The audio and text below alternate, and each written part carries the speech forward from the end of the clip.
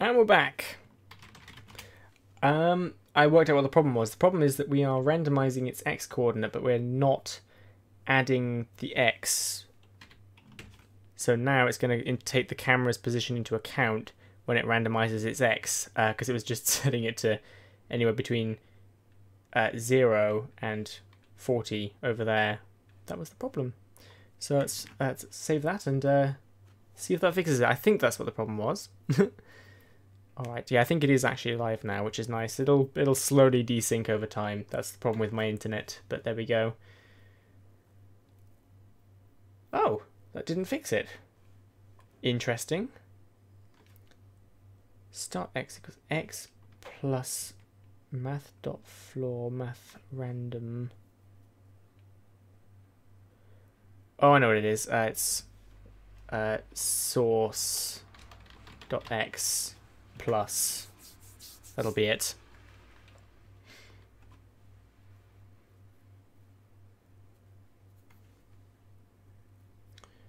Okay, save that, refresh that. Hey! Oh, I'm gone. I'm over the edge. I accidentally clicked save there, I think. Yay, you got a little particle emitter. Look at that, isn't that lovely? So there's probably a few things we could do to this. We could like scale the bubbles so that they start shrinking when they're when they get smaller, when they're about to despawn, or we could try fading them. This would be a good time to discover whether there's image opacity. HTML5 Canvas image transparency.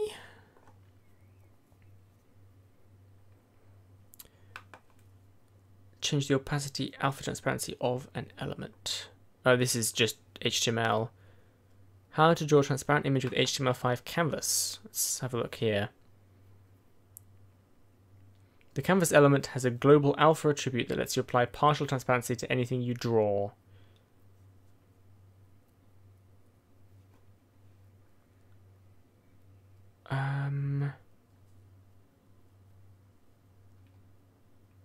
Just reading through this. Context.global alpha. That sounds like it affects the entire canvas though, rather than just because that's using context, which we use up here to actually define specific information. Canvas.getContext 2D. Oh, I see. Oh, okay. Well, okay. Let's try this then. Let's just set g.global global alpha to this is going to be a value between 0 and 1. So let's put 0.5. And this should, I think, make the entire canvas basically look a bit grayer because it's going to be showing the grey of the background here. And then if that works, we can try... Yeah, that doesn't seem to have worked. Try refreshing. Nope. G.global alpha. Global alpha equals 0.5. I'm not seeing the bubbles being any lighter either. Will not work for images drawn with draw image in Firefox 30. Bfx says you set the alpha before drawing and reset it after drawing. Well, it currently doesn't seem to be working at all without me resetting it. I guess I can put this directly in front of the particle and see if that makes any difference.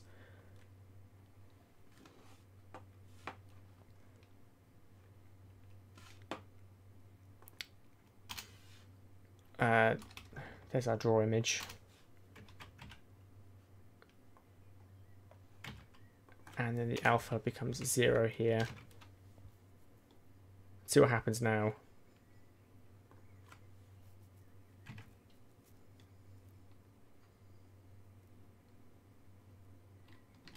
Oh, our player is apparently invisible. Maybe this is supposed to be 1, not 0. But they're definitely lighter than they were, so we should be able to create a fade out then for them. This is interesting.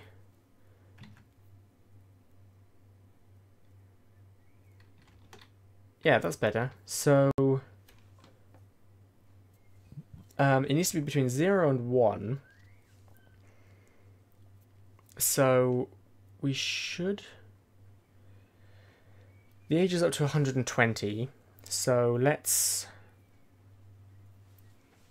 set the global alpha before we draw it to current.age, which will be between 0 and 120, but we want to make this between 0 and 1. So we'll divide it by 100. That should then make it anywhere between... Although that's going to be 1 is fully bright and 0 is nothing, so I think this is going to give us a particle which gets brighter as it gets older. Let's have a look. Yeah, that actually looks nice in some ways because they're appearing smoothly. Let's play around with the scaling. We'll make them zoom in, and then we'll make them fade out. Let's try that. So let's go in here and let me have a think here. I think we can just do minus current age. I think that turns it into a negative number. If it doesn't work, then we'll multiply current age by -1. That'll make it a negative number. Well, that probably won't help us, will it? We'd have to do 120 minus current age. That would do it.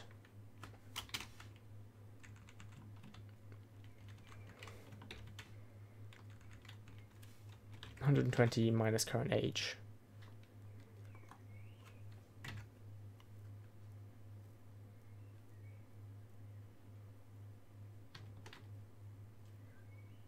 Oh, they kind of pop when they vanish. I wonder if that's because their opacity is reaching 0 and going to like -1, and -1 makes it fill. It actually looks kind of cool when it pops, but just to see why that's happening, let's try setting this to 130 and see whether they fade out nicely when we do that.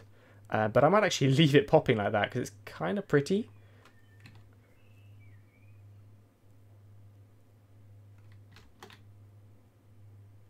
Yeah, that's why.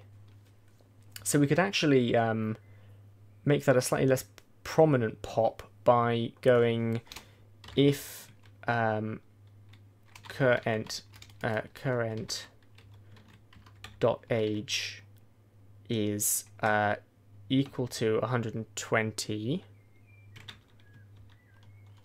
then we set the g.global alpha to 0.8, which will make it brighter but not as bright as it was when it was popping before. Close that off. There we go. So we should see it pop again now, but because we wanted it to.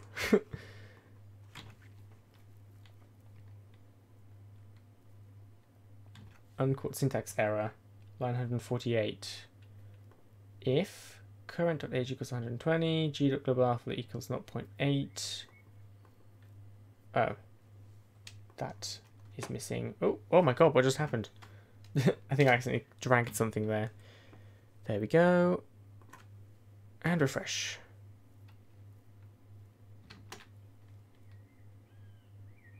Yeah, so we can actually physically create that popping effect. I think I might make it something more like 0.5. It's just a bit too kind of flickery at the moment. And then for the spawning, we want to...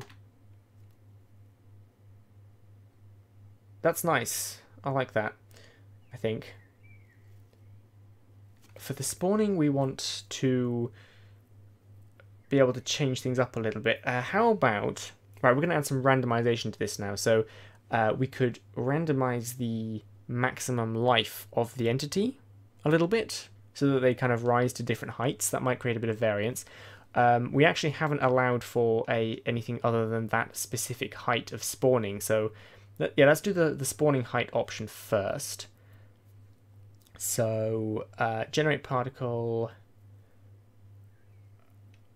start y is going to be very similar to start x. Start y source dot y plus math.floor math.random current entity dot h, and then this becomes y start y. Okay, and we're going to change our particle spawner to have a height of 20 so we can see whether this is working.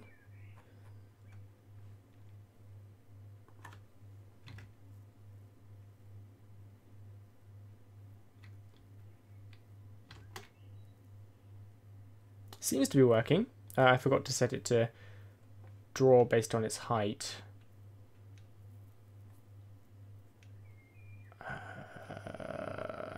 Draw entity current.h. I'm really pleased that we can do transparency in images and things. That's really handy. That's going to be very powerful for this kind of thing. So we should see all the bubbles are spawning with their top left point in the red square. That seems to be happening, which is good. So that's one way we can change the variance of the age of the particle to an extent. Let's add some more values to our particle entity. I think we should set these values to be unique to the particle rather than unique to the particle emitter. So we'll go if the case is particle, and then we will work out its properties a little bit more here. So if current dot particle is equal to particle 1, very inventively named particle 1, then we will set let me have a think here. We're gonna set some defaults here. So we're gonna go max particle age is equal to 120, and if it's one of these purple particles, then we're going to say that it has a random age of a certain thing. So we're going to replace all 120s with this variable. So that's this one here and this one here. And then we're going to go, if the current entity is particle 1, then max particle age is equal to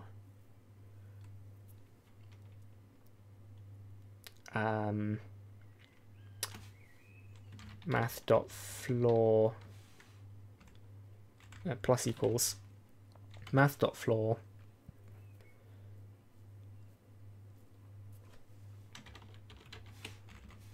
math.random times, and then whatever we want the maximum age variance to be. So we'll make it like let's say an age difference of 50, I guess. That's quite high.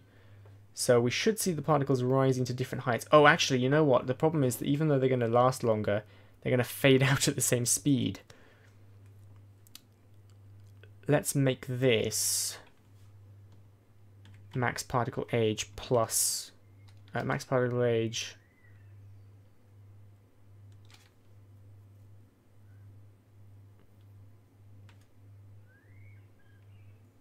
plus 10. So for the last 10 ticks of its life, it will be invisible, which is, I think, what was currently the case before. Let's refresh that and see how they look.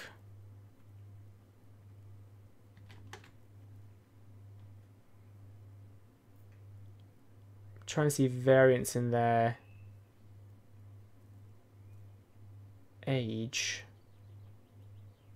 It's hard to tell if that's happening. It feels like I'm going to change the particle emitter's height back to 0 so that we can see,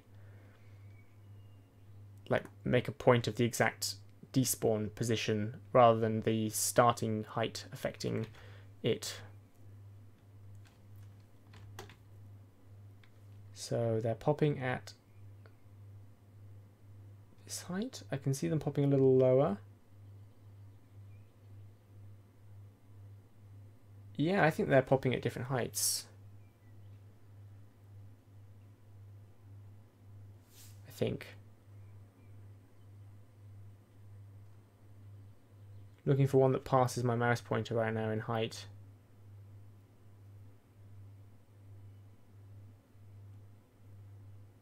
I'm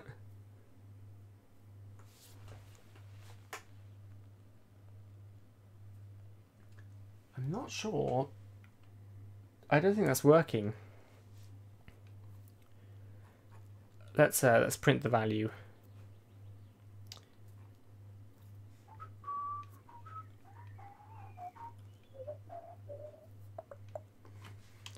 Console.log current.max particle. Oh, we're doing it again. We're calculating the max age every tick instead of when the particle is first generated.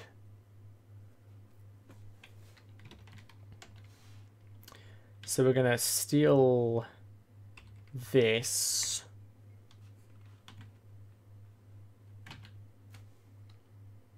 Actually, and that.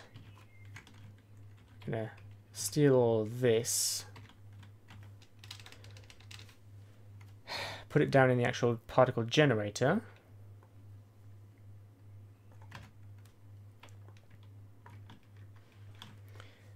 And then we're going to go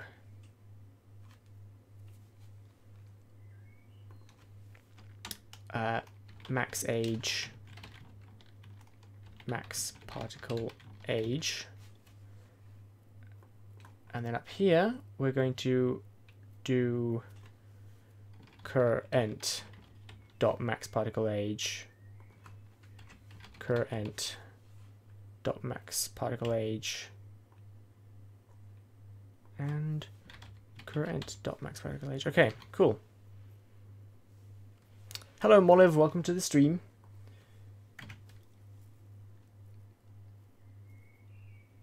All right. So what's it doing now? Oh, it's undefined. Okay, that's no good.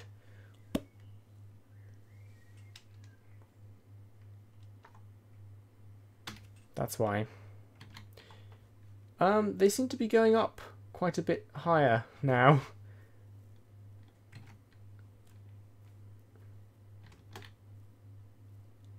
It's always returning 120. Max particle age equals 120. If source dot particle equals particle 1, then we change that. However, it seems to be not killing them anymore, so something's wrong there. Max age, that's why it's called max age. Particle max age. Max age. Max age. Okay.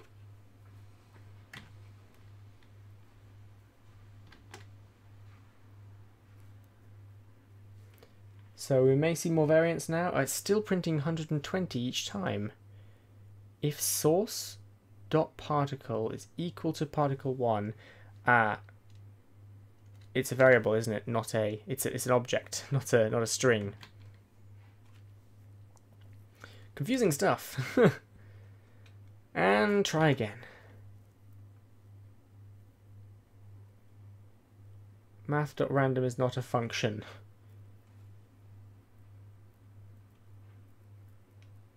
Oh, okay. Math.random with a lowercase r.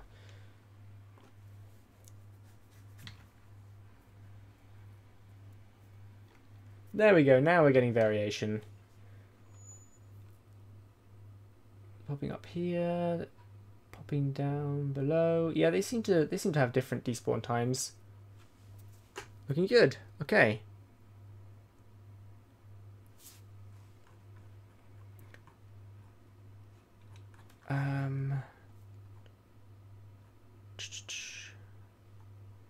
Draw the entity. We're just gonna set the height +1, and okay, cool. So we could add some more variation to all of this. For example, we could have a min spawn time and a max spawn time instead of a spawn time. So speed, let's call that min speed, and have a max speed as well.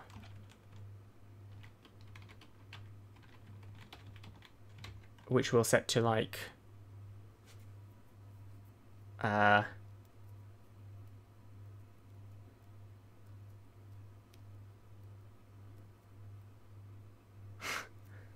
Molif says, I like having the page open with the console and seeing random numbers fly past. Yeah. Super Jerry's going, thank you for watching. So we're going to have a max speed, and we'll set it to like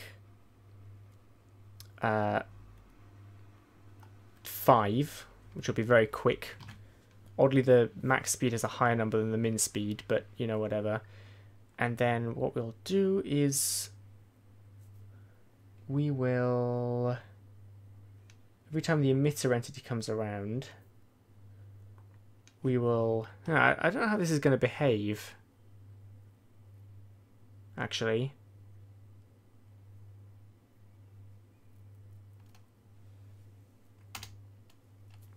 So we're going to go speed equals max current dot max min speed plus math dot floor math dot random times max current dot max speed, which means that our value is going to be between the min speed and the max speed. And then here we will change speed to, well, it's already speed. Okay. So that should change how frequently the particles are generated. And I may as well get rid of this console log as well, because it's working.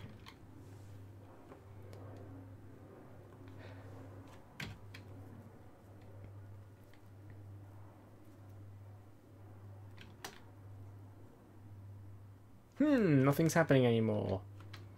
And no errors are being printed. That's always lovely. You can get caught in the corner here. I'm stuck.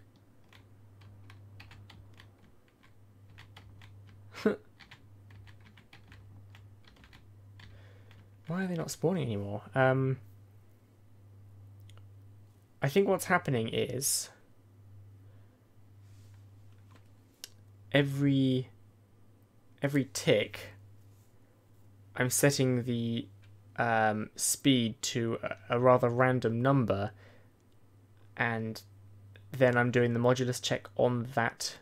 Oh, no, well, that might be it as well, but I'm worried that the chance of that number being a modulus of the random number we generate up here might be quite a bit lower, so we might actually end up with a slower generation speed.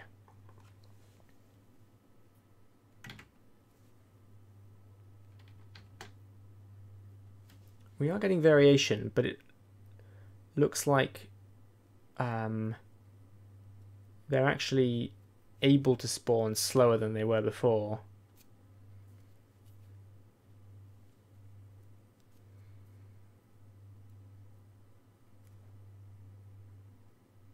Looks nice though. We could actually add individual random speeds to the bubbles.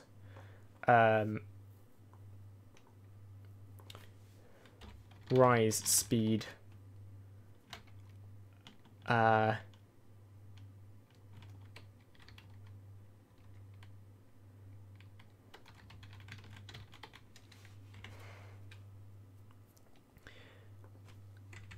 So over here we can go rise speed equals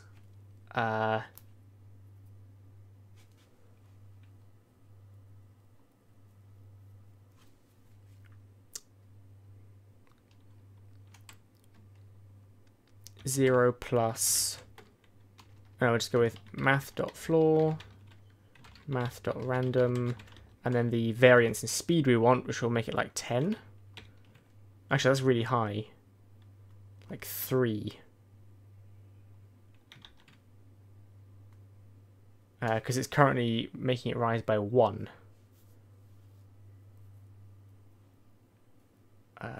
So yeah. Rise speed equals math.floor, math.random times 3. So that'll be how quickly it rises. And then when we're generating the particle, we will do y minus minus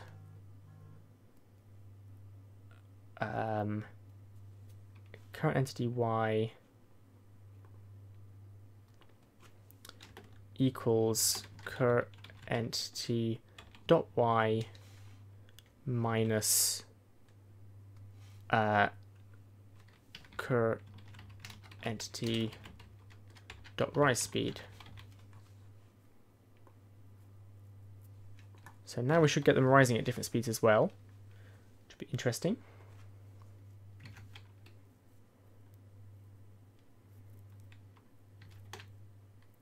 Yep, that seems to be happening.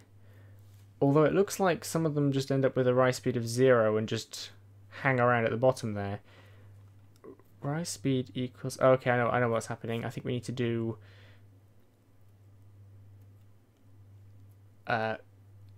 current entity.y is minus equal 1 plus that. So that way it'll always have a rise speed of at least 1.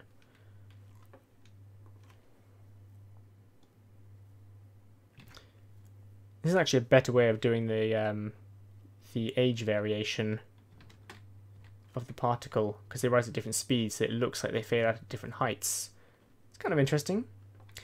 Does this work with decimals? Can we go like 0.25 and then set the rise speed to a maximum of like 1?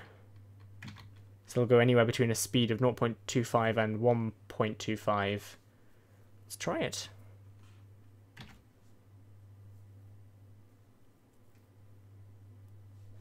Well, that's far too slow, but let's change that to 2.5, but it does seem to work. And maybe we'll set the minimum speed. Make that 1.5, and the minimum speed will be 0.5.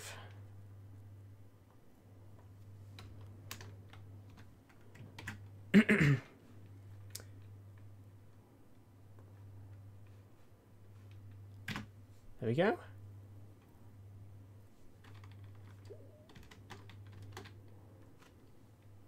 Huh, that's pretty varied. I think too varied, but looking nice anyway. I'm going to change the max speed to the maximum height to... see, the problem is that we're randomizing it, we're flooring it to an integer. So let's get rid of math.floor, and that should leave a much wider variation. Maybe.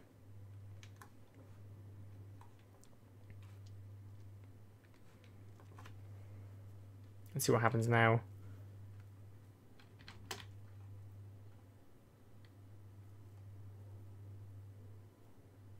Yeah, that's pretty varied. It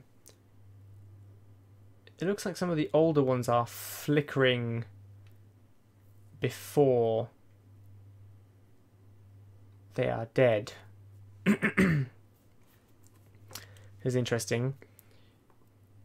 Generate particles. Okay, so width and height.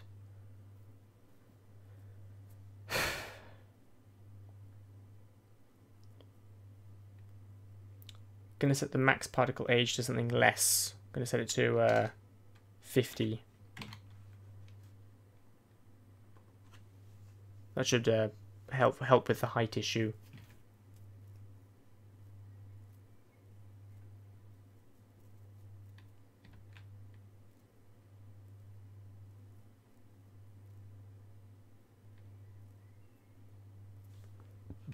And I think I will reduce the minimum speed, or increase the minimum speed to 10. Interesting stuff. Interesting stuff. I think the individual particle speed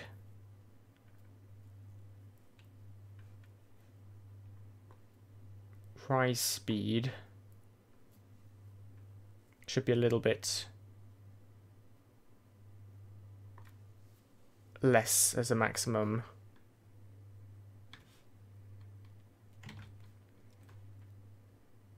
I don't think ×1 is really a thing, but, you know. I mean, we may as well just get rid of it, but I'll leave it there so we know it's just doing it ×1. It's quite a big variation in height. Anyway, that's cool. We've got some particle-y stuff going. We could fiddle with that for, like, ever. But I think I'm going to call it here for today. That was very interesting and enjoyable. And I guess next time we could work on making like an objective entity, so an end of level entity that we can put where we want the game to end. And if our player touches it, we will increment the level by 1. So we'll probably have to build a second level as well. Yeah, great. Thank you very much for watching. I'll see you next time. Bye-bye.